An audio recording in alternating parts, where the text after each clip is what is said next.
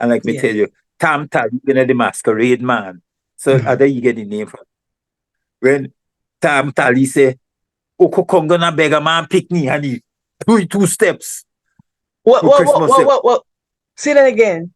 What you said? Tam Tally, his most popular saying was, Oko Kongo na beggar man pickney. Say that again. What you said? Tam Tally, his most popular saying was, Oko Kongo na beggar man pickney.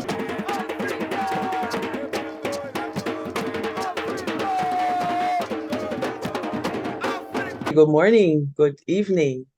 This evening we have with us, or today, wherever you're joining from in the world, we have with us our brother, Moby Soinka, whom I know as my cousin, Elton McRae. So welcome to the show. What does story say? Okay, I want to go to the people on the land, the bodies.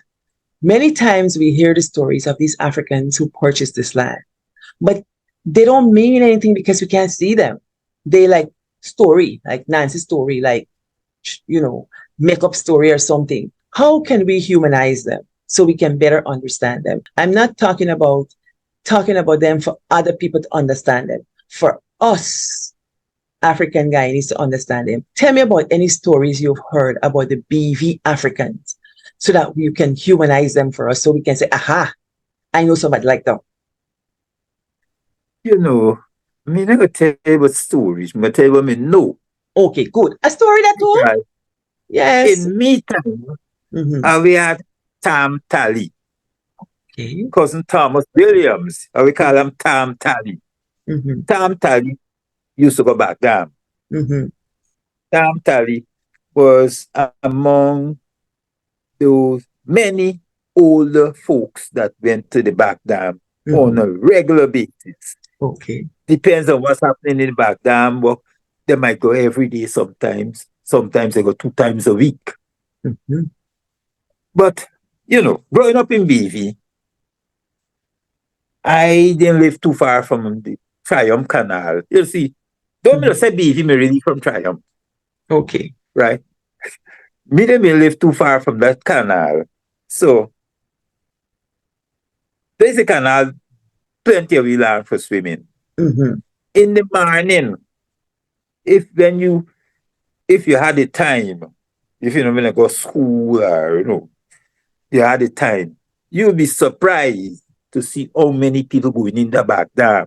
Like people say, if you play board and you go peep to see what's going on,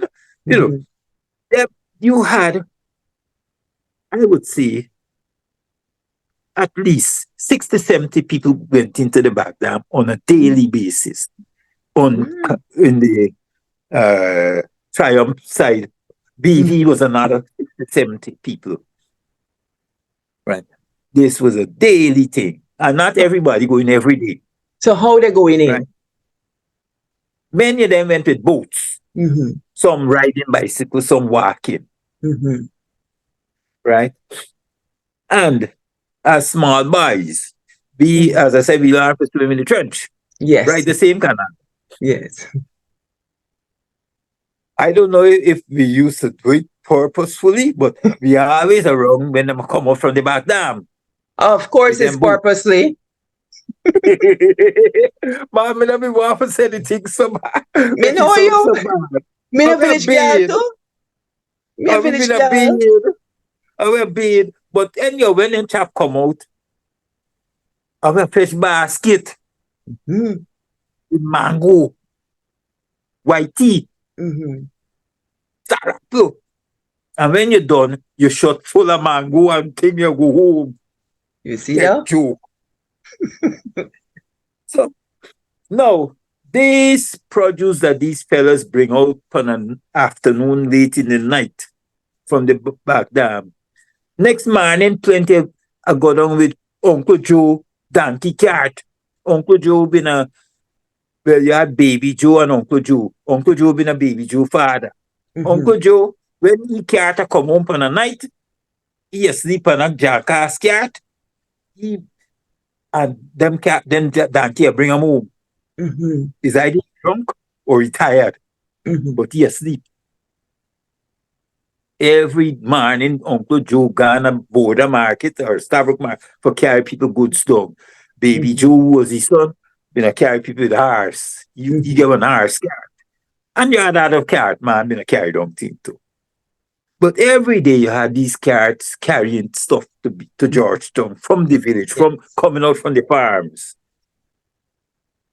So you got women were involved, like Miss Vaughan Barker, Mm-hmm. Mrs. Grant. I don't know if you know them Grant people from BV6 Yes. and Then Griffith Grant, people yes. Cause with Norney. Grant. Cause Norney, Right. which in second Mhm. which is opposable thumb righty. Yes. Mm-hmm. All right. That lady used to go back down. Mm-hmm. And all she picked them being secondary school. Some of them being university. Mm-hmm. You know, Barker. So we got these were people who they were farmers, but they did not, many of them did not allow their children to become farmers. They educated their children. mm-hmm. They were progressive people. The more Yes. progressive in our village were farmers. They Mm-hmm. were in that farming class. And like me Yeah. tell you, Tam Tally, the masquerade man. So other you get the name from. When Tam Tally say, Oko Kongo na beggar man pickney, honey. Two steps What for what what Christmas. what what what say that again. What you said? Tam Tally, his most popular saying was, Oko Kongo na beggar man pickney. Yes, you know, I was reading about that this week because they were the Africans who came, that same Oko you talk about, and the Congos who came, and they were very, very proud people. I meant to do a story Yes. about them, but I just don't have the time to do it. Who the Africans really were. So they understood their heritage and their dignity. Mm. Story behind that, from my understanding, I Mm-hmm. might be wrong, but many of the people, many of them went to Lusignan estate. Yes. Mm-hmm. Some from when Lusignan stopped being a grinding estate, some went to Boxon, some came to BV. Mm-hmm. And I suspect Cousin Thomas was among those from Lusignan. Because you had Cousin Thomas, Aunt Tai. I can't remember Aunt Tai name, but Aunt Tai, she spoke Kongo among, she used to teach us a few things. Sunday calm, I can't remember them things now. But Aunt Tai was there. Yes. So we had this, the people in BV proper Mm-hmm. were among those who initially bought the village. But many of the Africans that you found in Triumph, Mm-hmm. they have their roots in Lusignan, like the Rodneys, Mm-hmm. right? Same Cousin Thomas and his children, you got the Parkers and other people, Yes. many of them, they came out of that tradition, the Kongo. Yeah. We had this lady, Dorothy Brahma, I mentioned, she used to every August morning, she had a ceremony parade around the village with Right. her, with little Yeah. Jones and people and thing. I know we had those kind of Yeah. things growing up. Mm-hmm. There's a story told that when slavery was abolished, there were some slave ships that were going to Cuba and Brazil because it wasn't abolished there. They were And not. and so when those ships were caught, what did they do with the Africans? They would bring the Africans as freed Africans to work on plantations or to take up residence, and then they had indentureship. So Indentured. Those are indentured. right. So Them were yes, they were indentured. probably stolen or started out for the slave market, but then they ended up getting sidetracked and they come to Guyana and parts of the Caribbean. So when they came, they were earning money. They were right into internship, earning money, and they were very prideful people. And so they didn't make jokes. They story told, when you have the old Creole African who would see his countryman and be so happy and try to speak to him. Of course, he can't understand what he's saying because he'd been there a long time, maybe second generation slave or whatever. But he was happy to see him. And when the new ones were unhappy, they would beat the drums to make them happy. And they wouldn't, if they were so distrustful, they wouldn't even drink water after some people. They didn't trust people. And so they worked very hard.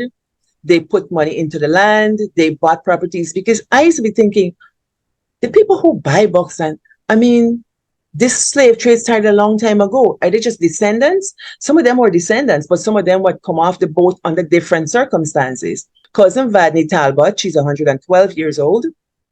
I interviewed her when she was 105.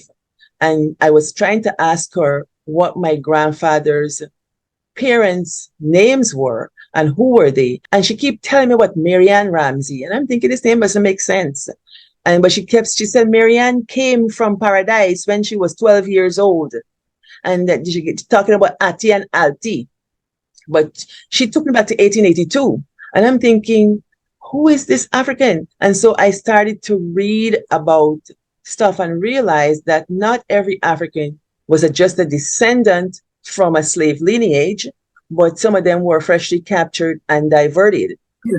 And Those, so many of the people from Lusitania, I understand, were among those. The yes, Congos that went yes, to Lusitania, they were they were actually coming from Angola, yes. and And they were then deposited.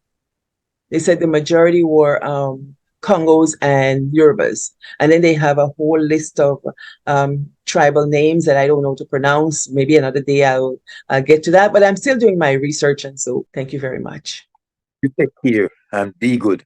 Like, share, subscribe, follow, and share it like food. Wow, good.